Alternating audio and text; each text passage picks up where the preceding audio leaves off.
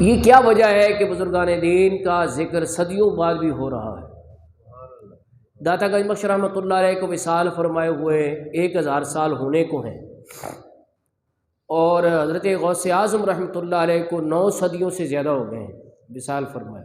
تو کیا وجہ ہے کہ ذکر آج بھی ان کا ہو رہا ہے؟ تو اس کی وجہ یہ ہے، قرآن کریم میں اللہ تعالیٰ ارشاد فرماتا ہے، سورۃ البقرہ کی آیت نمبر 152 ہے، جس میں اللہ جل مجد الکریم ارشاد فرماتا ہے، فاذکرونی اذکرکم، تم میرا ذکر کرو میں تمہارا چرچا کروں. بندہ ذکر کرتا ہے اپنی فانی زندگی میں جو 60 70 80 بڑی حد ہے 90 100، اس کے بعد چلا جاتا ہے دنیا سے. لیکن اللہ تعالیٰ فانی نہیں ہے، وہ کیا ہے؟ باقی ہے. وہ جب اپنا وعدہ پورا کرتا ہے تو پھر وہ ہمیشہ ہی ڈنکا بجا دیتا ہے. اس لیے بندے کو چاہیے کہ جتنا وقت ہو اللہ کے ذکر میں، اس کے حبیب کے ذکر میں، اس کے ولیوں کے ذکر میں مصروف اور مگن رہے. یہی گھڑیاں کام آئیں گی. حدیث پاک میں ہے کہ کل قیامت کے دن دوزخیوں کو بھی افسوس ہوگا، جنتیوں کو بھی افسوس ہوگا. تو صحابہ کرام بڑے حیران ہوئے، اور اللہ تعالیٰ کی ان کے پر رحمت ہو، اگر وہ نہ پوچھتے تو ہمیں کیسے پتہ چلتا. انہوں نے پوچھ لی، یا رسول اللہ، دوزخیوں کا افسوس کرنا یہ تو سمجھ آتی ہے بات، لیکن جنتی تو خوش ہوں گے، ان کا افسوس کرنا کیا مانا؟ فرمایا ان کو ان گھڑیوں پر افسوس ہوگا جو یاد خدا سے غافل رہ کر گزارتے.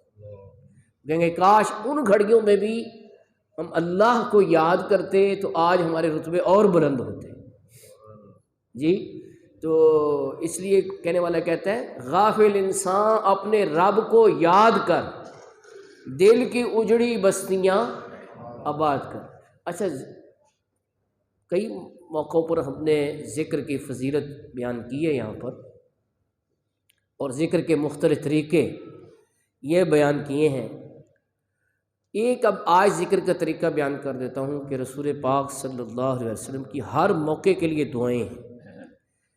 جیسے پانی پینے سے پہلے کی دعا، بعد کی دعا، کھانا کھانے سے پہلے کی دعا، بعد کی دعا، لباس پہننے کی دعا، گھر میں داخل ہونے کی دعا، گھر سے باہر نکلنے کی دعا، بیت الخلاء سے داخل ہونے سے پہلے کی دعا، باہر نکلنے کی دعا، سفر کی دعا، سواری کی دعا. اس طرح آپ کو بہت سی دعائیں مل جائیں گی. جیسا کہ امام جزری رحمۃ اللہ علیہ نے ایک بڑی مستند کتاب لکھی ہے. ویسے تو عام طور پہ بھی لوگوں نے لکھی ہوئی، لیکن وہ اتنی اتھینٹک نہیں ہے.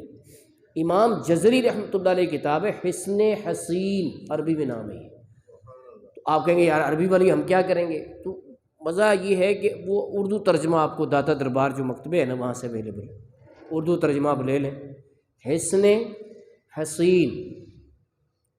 تو وہ آپ دعائیں پڑھ سکتے ہیں اس میں سے، یعنی مستند اور اتھینٹک دعائیں ہیں. بہرحال یہ ایک طریقہ ہے ذکر. اچھا، یہ جو اس وقت ہم کر رہے ہیں یہ بھی ذکر ہے، اور یہ افضل ذکر ہے. یعنی قرآن و سنت کی تدریس، تفہیم، تعلیم، اس کو سمجھنا، بیان کرنا، یہ بھی ذکر کی ایک بہترین صورت ہے. اور اس محفل میں جو شامل ہو، یہ قرآن و سنت کے ذکر کو سمجھنے کی جو محفل ہے، تو حدیث شریف ہے، میں اپنی طرف سے نہیں کہہ رہا، حدیث پاک کے الفاظ، اور بجا طور پہ فخر کرتے ہوئے کہتا ہوں، گلشن قدس کی بہاروں سے باغ جنت کے پھول لایا ہوں، عاشقوں بھر لو اپنے دامن کو، میں حدیث رسول لایا ہوں. حدیث پاک یہ ہے کہ جو علم کی مجلس میں حاضر ہو اسے 1000 نفل پڑھنے کا ثواب ملتا ہے، اور 1000 بیماروں کی بیمار پرسی کا ثواب مل جاتا ہے اسے، 1000 جنازوں میں شرکت کا ثواب مل جاتا ہے جو علم کی مجلس میں حاضر ہوتا ہے. اب 1000 نفل کون پڑھے گا؟ لوگ تو آج 5 فرض نمازیں نہیں پڑھ رہے، حالانکہ ایک فرض نماز چھوڑنا کبیرہ گناہ ہے، لیکن لوگ پرواہ ہی نہیں کرتے. ٹھیک ہے نا؟ تو 1000 نفل کون پڑھے گا؟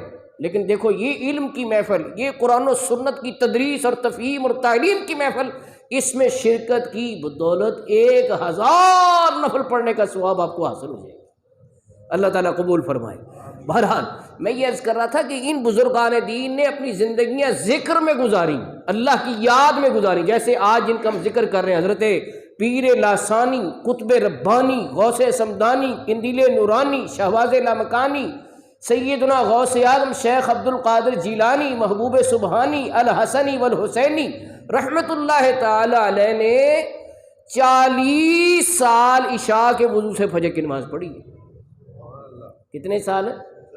40 سال۔ اور جب رات کو عبادت کرنے کے لیے جاتے تو جو سب سے بہترین لباس تھا وہ پہنتے تھے، جو جبہ پہنتے تھے نا، ہمارا جبہ تو میرے خیال کو 70 ریال کا ہوگا، مدینہ شریف سے لیا ہے، لیکن غوث پاک کا جو جبہ وہ پہنتے تھے نا عبادت کے وقت، وہ 2000 درہم کا ہوتا تھا جی، 2000 درہم کا۔ کیوں؟ اللہ کی بارگاہ میں حاضر ہو رہے ہیں۔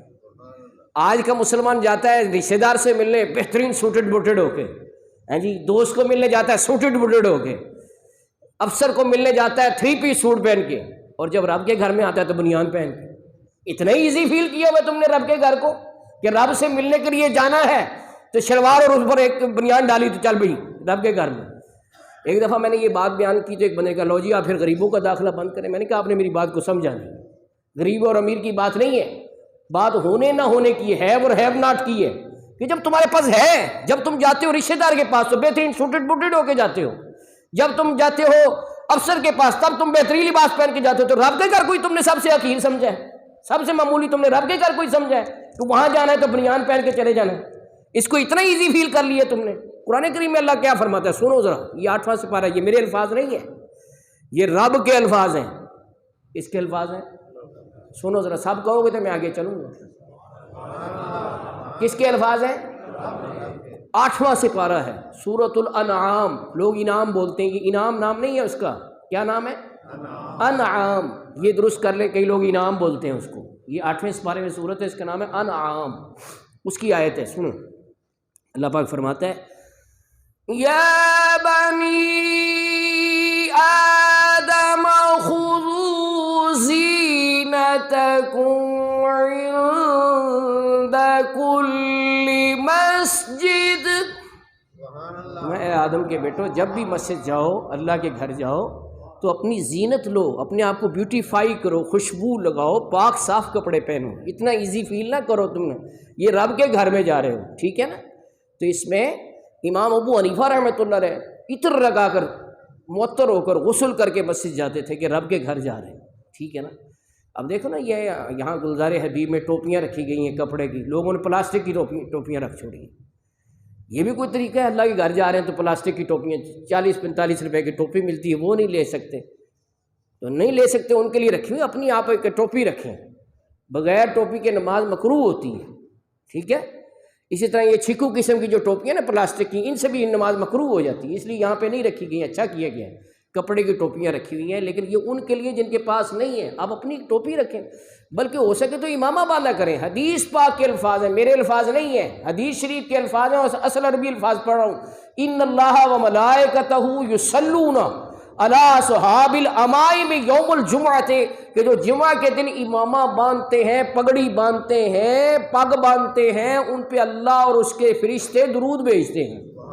یہ کپڑا لینے کتنا مہنگا ہوتا ہے یہ کپڑا، یہ میرے خیال 200-250 روپے کا کپڑا آ جاتا ہے، یہ 3-4 گز، وہ باندھ لیں سر پہ تو اللہ کی رحمتیں حاصل ہوں گی۔ درود کا مطلب ہے اللہ تعالیٰ رحمت نازل فرماتا ہے جو جمعہ کے دن امام مانتے ہیں۔ بہرحال بات دور جاری، میں آپ کو غوث پاک کی عبادت بتا رہا تھا کہ جب وہ اللہ کے گھر حاضر ہوتے تھے، خاص طور پہ رات کی عبادت کے لیے، تو بہترین جبہ پہنتے تھے، ٹھیک ہے نا؟ بہترین لباس پہنتے تھے، خوشبو لگاتے تھے، پھر رب کی بارگاہ میں حاضر ہوتے تھے تو اللہ تعالیٰ پھر رحمت نازل فرماتا تھا کہ میری عبادت کو اس نے حقیر اور معمولی نہیں سمجھا کہ معمولی کام ہی کرنے چلے، بڑا اہم کام کرنے جا رہے ہیں، بڑا امپورٹنٹ کام کرنے جا رہے ہیں، اس لیے بڑا اہتمام انتظام کر کے پھر رب کے گھر حاضر ہونا چاہیے، ٹھیک ہے نا جی؟